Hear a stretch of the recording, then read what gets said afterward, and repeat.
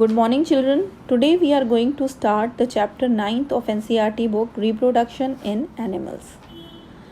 So, children, what is the need of reproduction?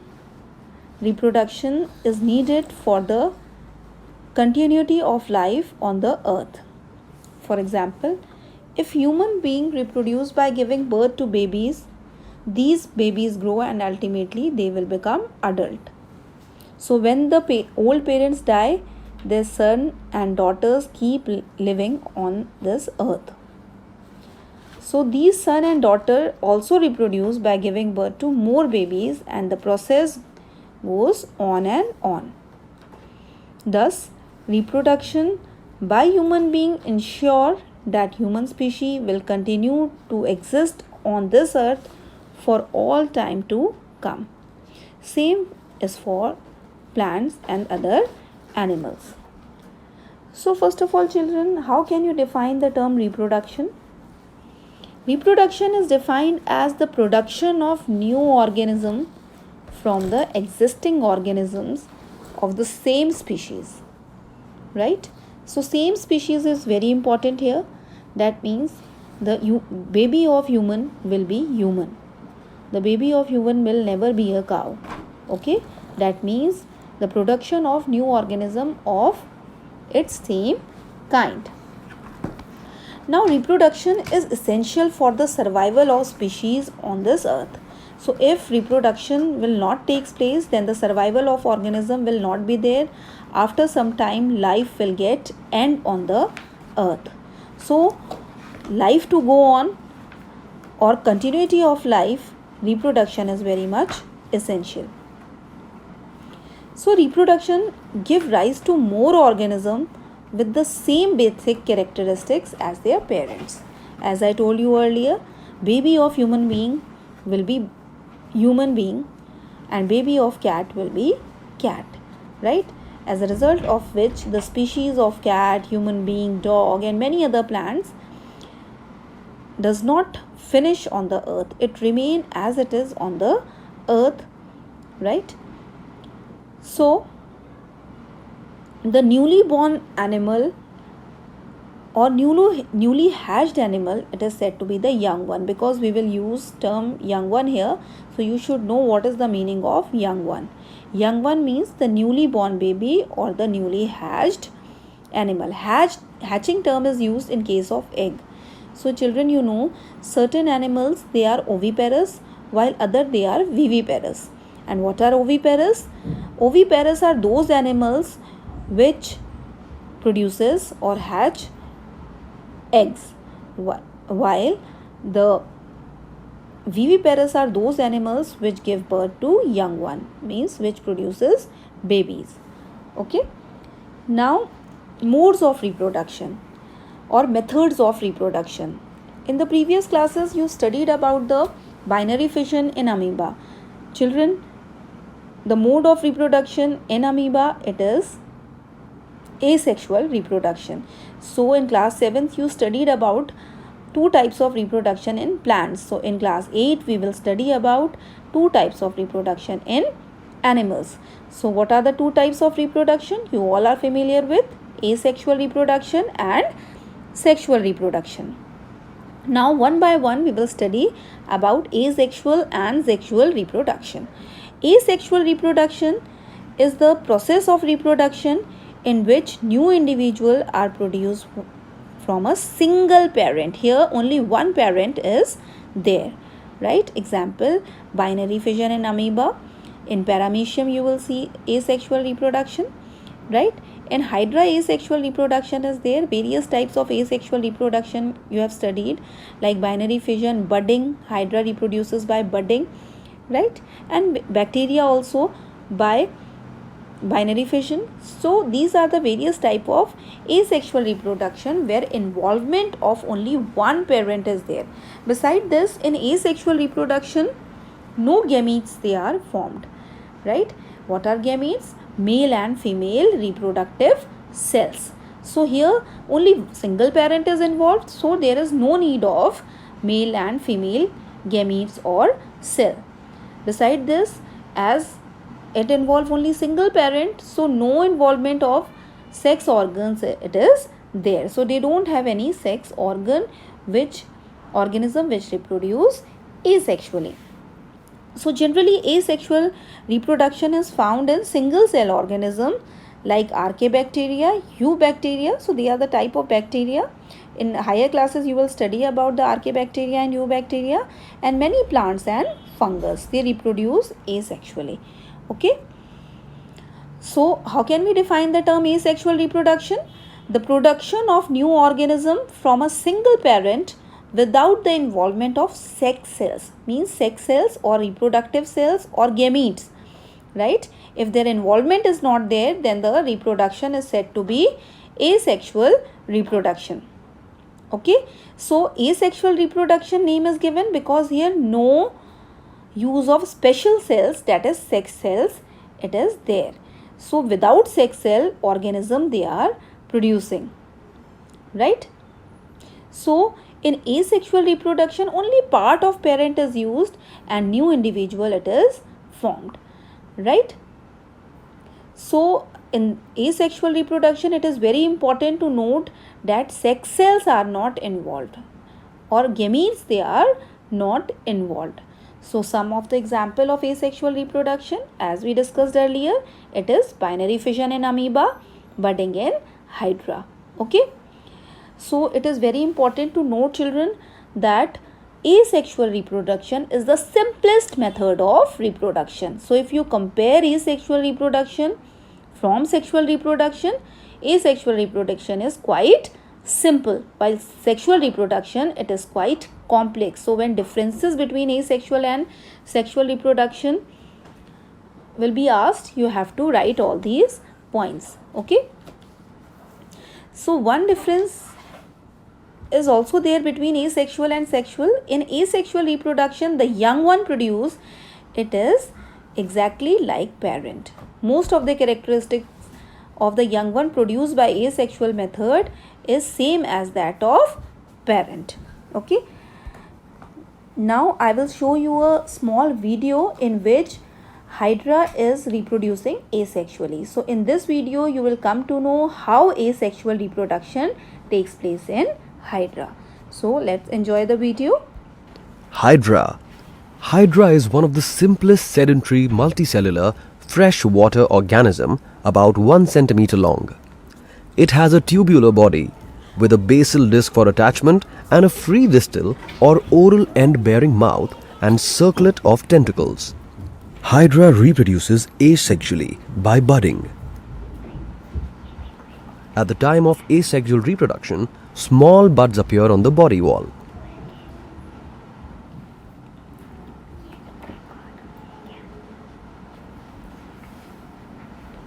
As the bud elongates, a mouth opens at its free anterior end, followed by the development of tentacles at the base of the oral region.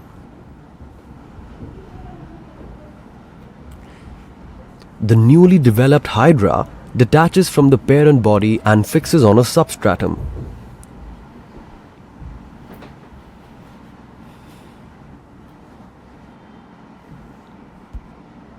So now we will study about sexual reproduction. So now you can compare asexual reproduction from sexual reproduction. In asexual reproduction, single parent was involved, while in sexual reproduction, two parents they are involved. Okay. So the reproduction or the production of new organism from two parents by making use of their sex cells or gamete is called sexual reproduction. So you can easily differentiate between asexual and sexual reproduction. So now we will compare asexual reproduction from sexual reproduction. In asexual reproduction, single parent is involved, and in sexual reproduction, two parents they are involved. In asexual reproduction, no involvement of sex cells they are there, while in sexual reproduction, involvement of sex cells or gamete is there. In asexual reproduction is quite simple, while sexual reproduction it is quite complex process. In asexual reproduction, the young one formed is exact copy of the parent or it is similar to the parent, but here in sexual reproduction the young one form is quite different from their parents. Okay, so asexual reproduction is found in lower organism or single celled organism, and sexual reproduction is generally found in multicellular organisms like human, fish, frog, cat, dogs, etc. Okay, so these are the differences and it is very important for your examination. So mark it important in your NCERT book. Now we will study about the male and female reproductive organs. Okay, so first we will discuss male reproductive organs. Children, you know that sexual dimorphism is found in humans, means in humans male and female, they are different, right? So the production of gametes, children, it takes place in male and female separately. So male gamete takes place in the male sex organs, and female gametes formation takes place in female sex organ. Okay, so now we will study the different parts of male reproductive system. If you see in your NCERT book, you will see that a pair of testes, 2 sperm ducts and a penis, they are the male reproductive organ. Okay, so again I am repeating, a pair of testes, 2 sperm duct and a penis, they are the example of, they are the parts of male reproductive organs. And so the most important part of the male reproductive system is testis. Okay, so testis produces male gametes, right, and they also produces certain hormones, and these hormones we'll study in the next chapter, reaching the age of adolescence. So testes, they are involved in the formation of sperms, and these sperms, they are said to be the male gamete, right? They are single celled, they are male gamete. Okay, and testis also produces certain hormones which are said to be the sex hormones. Okay, children, sperms, they are very small in size, but they are characterized by the presence of tail, right?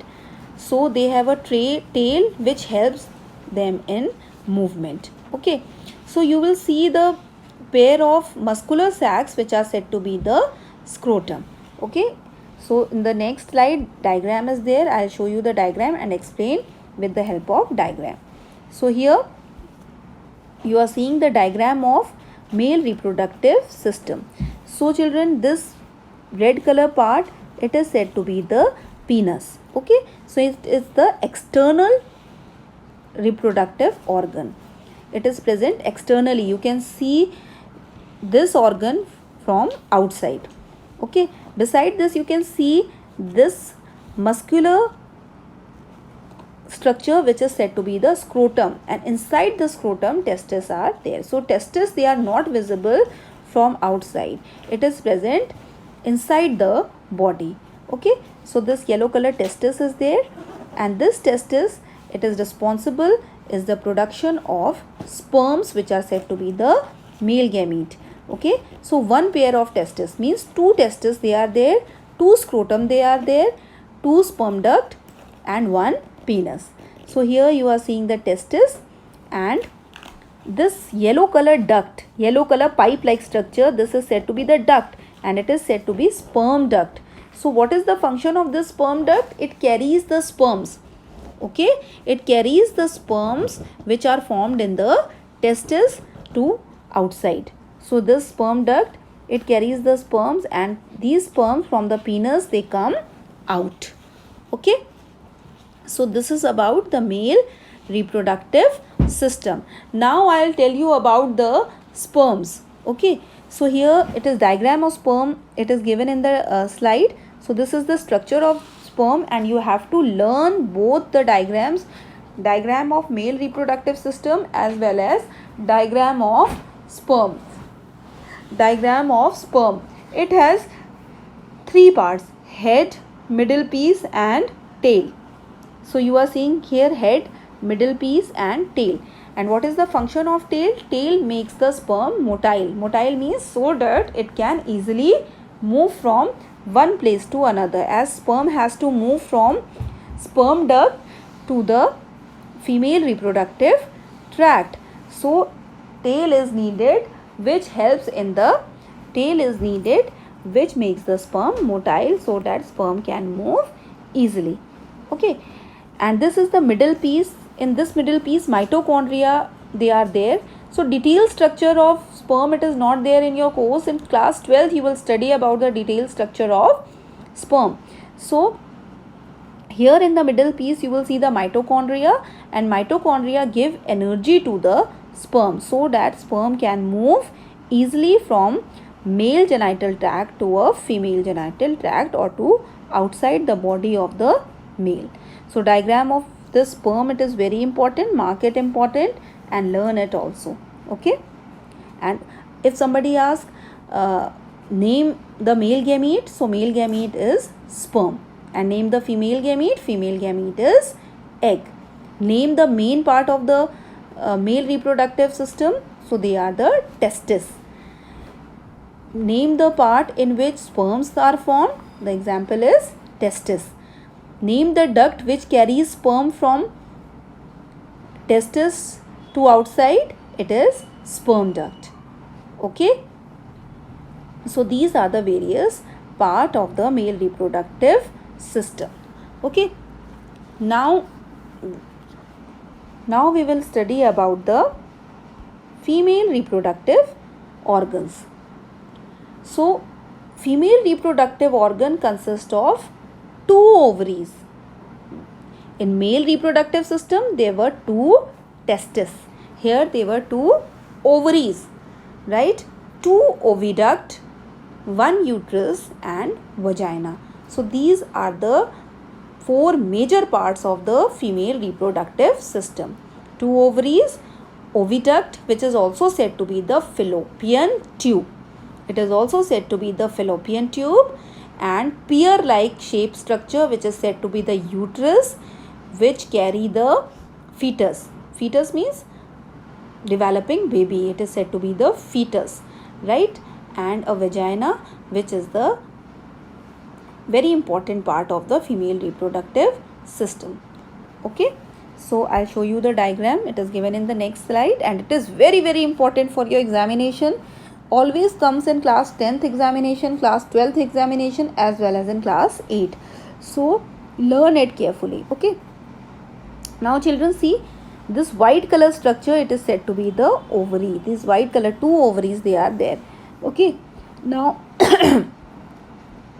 now what if you will see, if these tube like structure, they are said to be the fallopian tube. And it is very important to note here that fertilization takes place in the fallopian tube. Class 8 children used to write that fertilization takes place in uterus. No, it doesn't take place in uterus. It takes place in oviduct. Fertilization means, I'll tell you later on, fusion of male and female gamete. Means when the male and female gamete join or fuses, right, then they form a zygote. This process is said to be fertilization.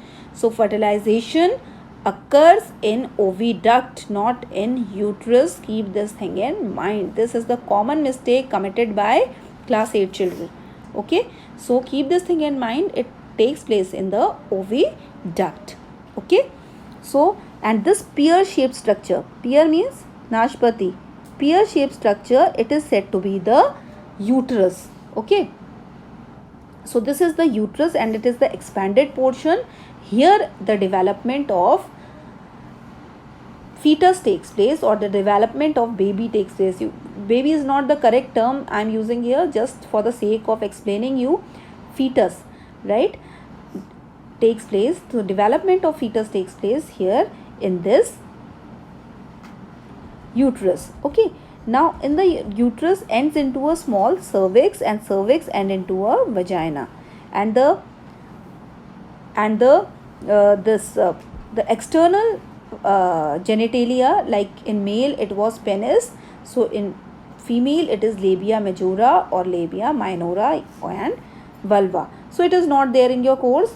only remember main parts of the female reproductive system: ovary, oviduct, uterus, cervix and vagina, right? You have to remember these 5 parts of the female reproductive system, and you also remember that the fertilization takes place in the oviduct, and other name of oviduct is fallopian tube, right? And keep this thing in mind, in human beings one mature egg releases every month. Okay, so girls, they are very much familiar about the menstruation, which I'll tell you in the next chapter. So every month one egg is mature in female. Okay, so this is about the female reproductive organ. So here they have given the diagram of human ovum. Like male gamete is sperm, female gamete is ovum. If somebody asks name female gamete, so what will be your answer? It is ovum. And name the male gamete, your answer will be sperm. Okay, so sperm and ovum. So sperm is produced in sperms, they are produced in the testes, and this ovum is produced in the ovary. And how many ovum they are produced? Only one ovum in 1 month. And how many sperms they are produced? Million of sperms is produced, right, in a human male. Okay, so these, they are very, very important for your examination, these 2 diagram and the diagram of sperm. Now we will study fertilization. So the process of fusion of male gamete, and I told you earlier sperm is a male gamete. The fusion of male and female gamete to produce zygote is called fertilization. Means when male gamete fuses with the female gamete, it produces a structure which is said to be the zygote. Okay, so this is the complete definition. You in the examination you write the fusion of male and female gamete is called fertilization. No, the fusion of male and female gamete to produce zygote is called fertilization. Okay, so here in this diagram, I think it is clear to you. These sperms, they are coming, and this is the ovum. Okay, this is the ovum, and sperms, they are coming out from outside. Now the tail is left behind after the fertilization. Only the head part enter inside, and it fuses with the nucleus of the ovum. Ovum is nothing, it is a cell. So cell will have the nucleus. So here the fusion of actually the nucleus takes place. The male nucleus fuses with the female nucleus. So sperm is also a cell. It will have all the structures which cell have, like plasma membrane, right, like mitochondria, like Golgi apparatus, like endoplasmic reticulum. Same way ovum is also a cell. So cell will have a nucleus. In a previous chapter we studied about the nucleus, that it is the brain of the cell, and it participate in the cell division. So here also the nucleus of the female ovum fuses with the nucleus of the sperm, right? So when one nucleus fuses with the other nucleus, how many nuclei they will be formed? 2 nuclei, and then they 2 nuclei, they form a zygote. Okay, so this is the zygote. These are the fusing nuclei. So you are seeing one nuclei is from male and other is from female. So here it is from female, and this is the zygote. Now this zygote divide and redivide, right? Now this zygote divide and redivide, and it will develop into new individual. So event of fertilization takes place in oviduct. Okay, now in oviduct, this zygote divide and form a ball like structure, and this ball like structure now comes into the uterus, and here in the uterus the development of baby or embryo starts. First embryo get converted into fetus, and then after 9 months these fetus comes out from the female body, and the baby it is formed. Okay, so this we will study later on in this chapter. So here you have to remember about the fertilization, that fusion of male and female gamete to produce zygote is called fertilization. Now I will show you a small video on fertilization, that how sperms move and enter inside the female body, and then they enter, many million of sperms enter inside the female body, and then they reaches to the oviduct where they get ovum. Actually the ovum is not in the ovary, it is formed in the ovary, and after the ovulation it goes into the oviduct, right? So ovum is present in the oviduct because from the ovary it goes into the oviduct, right? When the ovum get mature, right, it goes into the oviduct.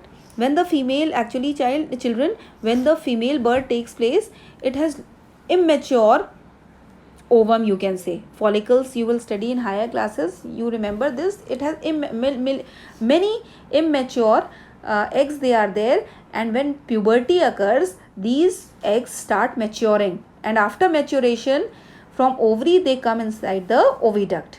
And if sexual act takes place, right, and sperm enter inside the female body, then they will from the vagina they will enter the cervix, from the uterus it comes to the oviduct, and here oviduct, if egg is there, so these sperm they will fuse to the female gamete. So million of sperms comes, but only one is capable of fusing with the oviduct. That is why human being produces, generally, not always, human beings generally produces single baby at one time. Okay, is it clear? Only one baby is produced, and sometimes two or more babies they are produced. So because one ovum fuses with the one sperm, if two sperms they will fuse, right, with two ovum, right, or it is not possible because only one ovum is produced. If somehow during the time of division this zygote it divide and produces two structures, then it will result in the formation of two babies which are said to be the twins. Okay, so all this, it is not in your course actually. In higher classes you will study about this, and you will come to you will be able to understand how this happens. Okay, now I'll show you the video on fertilization, in which you will see that million of sperms they are getting inside the female body, and there they fuses with the egg, and only one reaches to the egg. Okay, so watch the video now.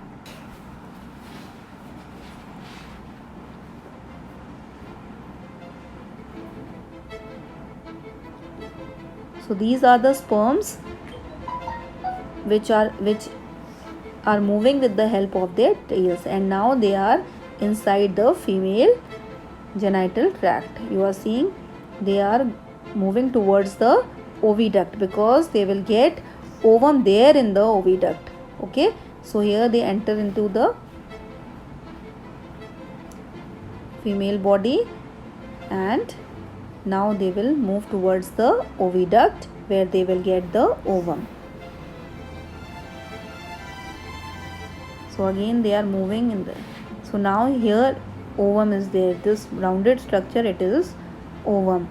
Now you will see many sperms they are coming, but only one sperm get inside. You are seeing now, only one sperm it is getting inside. So this is about the process of fertilization. Okay, so most of the sperms they get destroyed within the female genital tract, right? That is why million of sperms they are produces in male body, because they have to carry a very long, they have to travel a very long path from the male body to the female body, and then they have to fertilize the egg. So that is why their number is very much large. Now we will study the type of fertilization. So two type of fertilization they are there. One is internal fertilization and other is external fertilization. Again it is very important for the difference point of view. So how many types of fertilization? Internal and external. When the fertilization means fusion of male and female gamete, means fusion of sperm and ovum. If it takes place inside the female body, it is said to be the, when it takes place inside the female body, it is said to be the internal fertilization. and if it takes place outside the female body, then it is said to be the external fertilization. So here in this diagram you are seeing that one hen and cock, they are mating, and the fertilization is taking place inside the hen's body. Okay, so this is the example of internal fertilization. Means the eggs, they are not coming out of the body, and the sperm is also not coming out of the body. Male is transferring the sperm in the female body. Okay, so in human beings, cows, dogs, hens, etc., the fertilization which occur, it is internal fertilization. Now external fertilization. Here in the diagram you are seeing that two frogs, they are there. One is male frog and other is female frog, and female frog is laying egg. So these eggs, they are not fertilized. Okay, these eggs, they are not fertilized, and the male frog, which is in light green in color. So here the male frog is with light green color, and the female is with light green color. So this is the female, and this is dark green male. This is male, and they are this rounded structure, they are the eggs which is laid by the female, and male is spawning, means male is transferring sperm. So sperm, male is transferring sperm outside the body, not inside the body. So this first female will lay egg in the water, and then male will transfer its sperm in the water. Okay, so here the fertilization is taking place in the water, not inside the female body. So this type of fertilization is said to be external fertilization. So how can we define external fertilization? The type of fertilization in which the fusion of male and female gamete takes place outside the body of the animal. Okay, here outside the body of the animal, fertilization is taking place. So this type of fertilization you will see in fish, starfish, frog, toad, and many other aquatic animal. It is found mainly in the aquatic animal.